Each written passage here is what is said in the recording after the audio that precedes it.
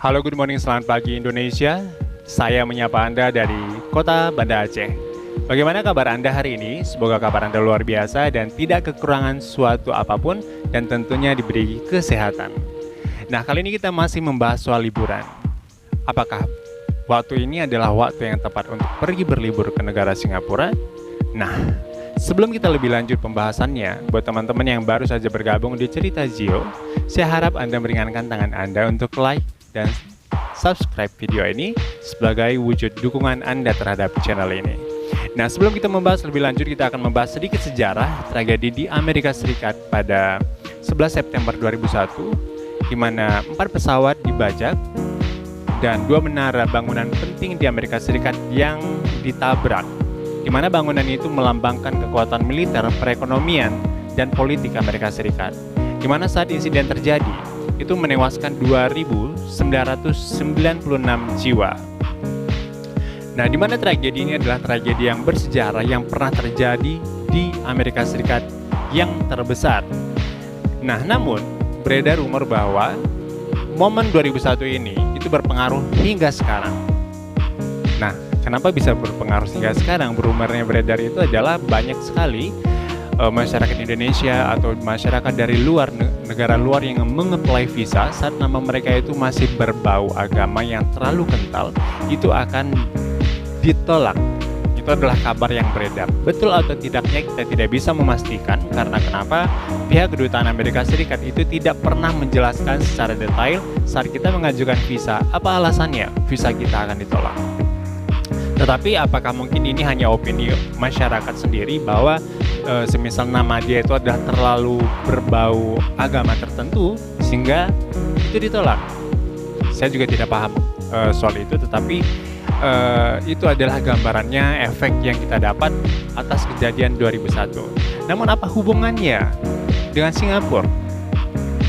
Nah, hubungannya adalah di mana minggu-minggu ini yang beredar, saya juga pernah bahas di video sebelumnya, di mana salah satu ulama Indonesia yang cukup sangat terkemuka sekali itu ditolak masuk Singapura.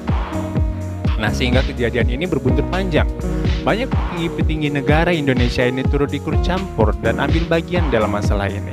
Padahal ini adalah masalah secara personal, di mana seorang ditolak masuk ke dalam negara Singapura. Itu adalah hak paten mereka atau hak kedaulatan mereka untuk menolak dengan alasan tertentu. Nah, sehingga itu berbuntut panjang di mana adanya demo di kedutaan Singapura di Jakarta dan di kedutaan Singapura di Medan. Nah, saat mereka melakukan suatu demo atau misalnya yang demonstrasi ini, mereka akan mengucapkan suatu kata yang tidak pantas, ya, boykot Singapura. Jangan pernah pergi ke Singapura. Ya, jadi ini akan menjadi suatu catatan buat negara Singapura bagaimana kita warga negara Indonesia bersikap untuk menghadapi masalah ini. Ya, itu cukup sangat akan berpengaruh. Itu akan menjadi catatan mereka bahwa orang Indonesia itu adalah ya begitu, gitu. Jadi itu juga bisa berpengaruh bahwa yang seperti kejadian Amerika itu. Nah, ada lagi kabar hari ini saya mendapatkan sumbernya itu adalah dari sumber detik.com. Saat saya membaca beritanya itu adalah Mendagri Singapura sebut remaja 17 tahun jadi korban radikalisme ulama tersebut. Nah, dan melansir dari The Straits Times Singapura menyebutkan beberapa warga di sana terduga terpapar radikalisme setelah menonton YouTube beliau.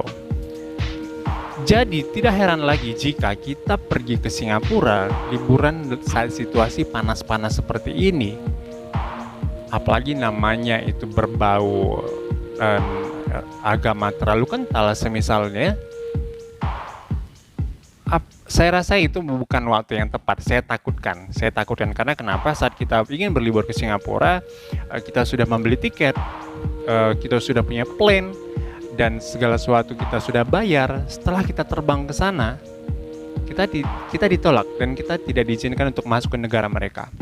Jadi kita itu sudah pertama membuang-buang energi kita, dan kita itu sudah membuang-buang uang kita.